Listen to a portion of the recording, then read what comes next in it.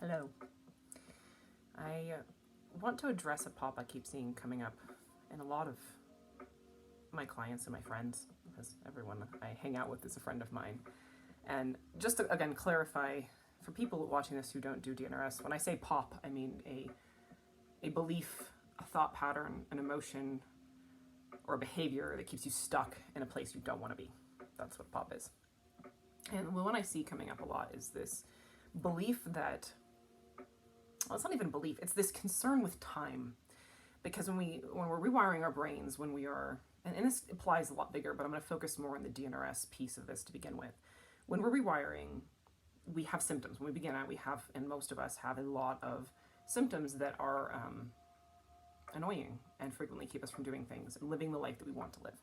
And so the limbic system creates a sense of urgency, and it can sometimes use that. It tries to use the fact that this process takes time, that healing takes time, that recovery takes time, that change takes time, as some sort of evidence that it's not working, which is the most stupid, bizarre, like it makes no sense. It's completely illogical. And I kind of want to talk about why it's illogical and why time is your friend and not like an enemy. Because even in our modern world, in the general sense, people seem to think of time as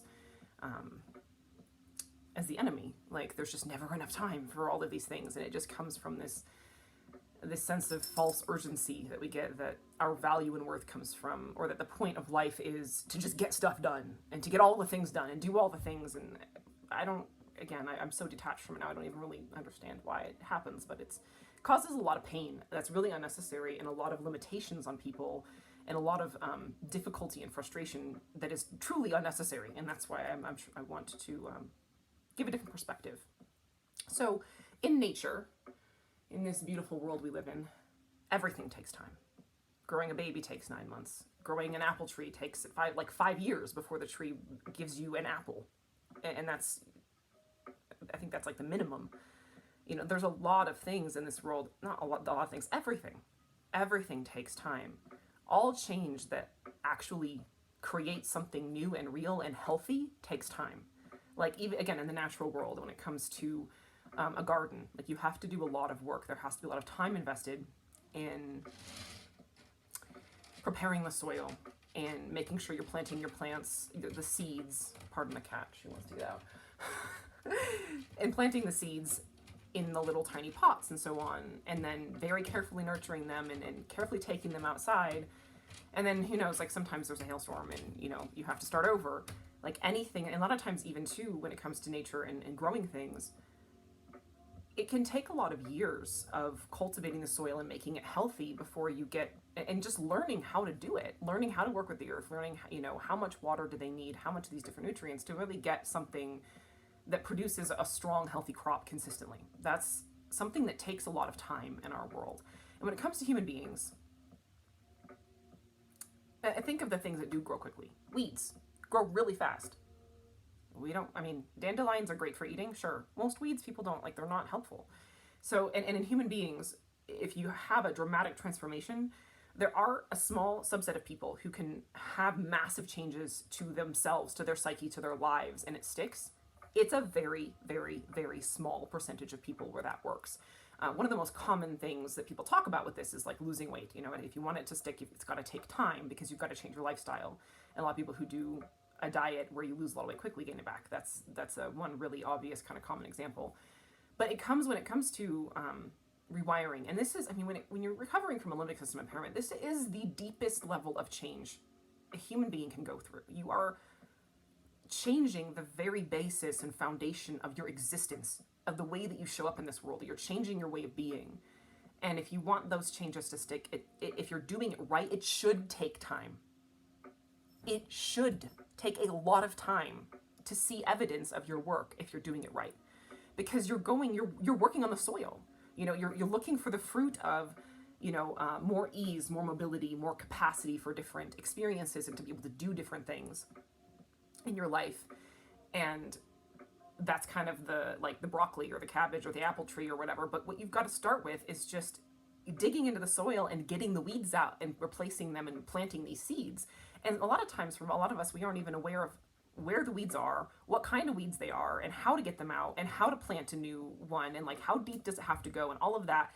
That's the work. When I coach people, I tell people, like, focus on the work. And as I've told myself, one of my mantras is, I'm in love with the work. The work is the only thing I care about. Because if you're focused on the work and you find your satisfaction in knowing you did it, and you did it right, and you can know, because the laws of the universe, the fruit's going to come in time. Like, the evidence and the changes that you want to see will come in time, as long as you focus on doing what you know will lead to that change. So your satisfaction should come from the effort you put in, and not what you got from it today, but knowing that you put in the effort. And this is another principle of brain rewiring, and again, life in general, because DNRS and what I've learned from DNRS, it's just a how to be human manual. It's how does the human person work?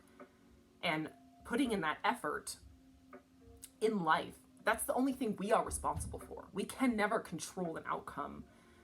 We cannot force anything to happen, but we can put in the work, and we can trust the process. Again, like, even think of a farmer. Like, they plant the stuff, whatever, but then they go home and they go to sleep and they wait for nature to do its thing. It's the exact same thing when you're rewiring your brain or working to change yourself in any way, create change of any kind, build a new business. Like, it doesn't matter what you're doing. If you're building something or creating something or changing something at its core, you do the work and then you go to sleep, and you know that nature's running its course, and you're going to see the results in time. But that's a good thing, because that's the only way it's ever going to work. And again, you'll get an enormous amount of a really, truly a bountiful harvest if you kind of do it right and wait. But yeah, so again, it's this focus on doing the work. I lost my train of thought again. It's funny how that happens. Yeah, so it's a different focus. There was something I was going to say about this, and I can't remember what it is.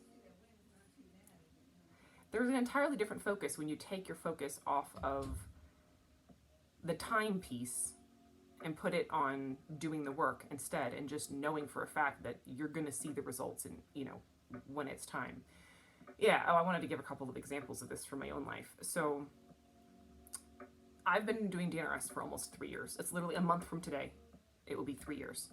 And it took me, it wasn't until 2 to 2.5 years into my recovery, and I'm still honestly like venturing out in terms of what foods I'm eating on a regular basis. Like, my body is still changing, my capacity to do different things is still growing. Like, and there are times where if my brain goes into can, it's come back for a day or two, and I know it's because my brain decided to go into can because I'm pushing my training zone. And it doesn't have anything to do with this process. Like, I'm thriving. I'm living a fuller life than I've ever lived. Ever, by far. There is no words to describe the joy and euphoria and satisfaction and fulfillment I experience every day, because this process has nothing to do with it or pops. It has to do with doing the work and falling in love with the work. And even in my family life, like, doing this work, and my marriage fell apart like 5 years in, and it took us a few years before we even started attempting to relate to one another, my husband and I, in a healthy way. And as we're doing that, I've seen, like, okay, about every 6 weeks or so, a subtle shift will happen in the way we relate to each other. And then we'll go about doing things kind of in a very slightly altered way for a while, and it sticks. And then something else will slightly shift. But we spent years trying to make things change, trying to force changes in the way we related to each other, and it never worked. When we both decided to change ourselves and the way we saw the relationship and the way we saw the reality of what marriage is about and how we work and what we want out of our marriage and what we want in our lives, then organically we started seeing each other and treating each other differently and going about our lives differently.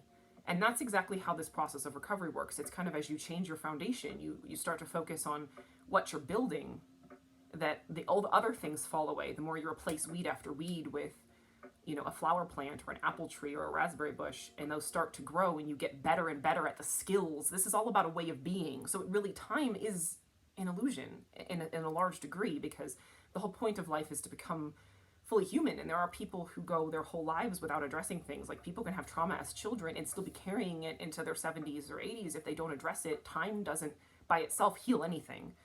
Doing the work heals things. Doing the work is what changes things.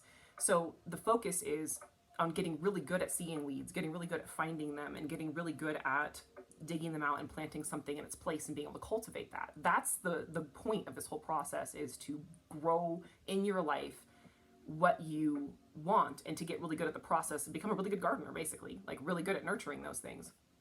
And the best way to do that is to really let go of time, in terms of, let go of timelines of when you want to be able to do X, Y, and Z, and focus on what can you do right now, because that the whole idea too, like that is, it's an illusion. Like we only have the moment we're in. Like it is, even from a purely logical perspective, it's obvious that like the only moment we have to influence things is this one.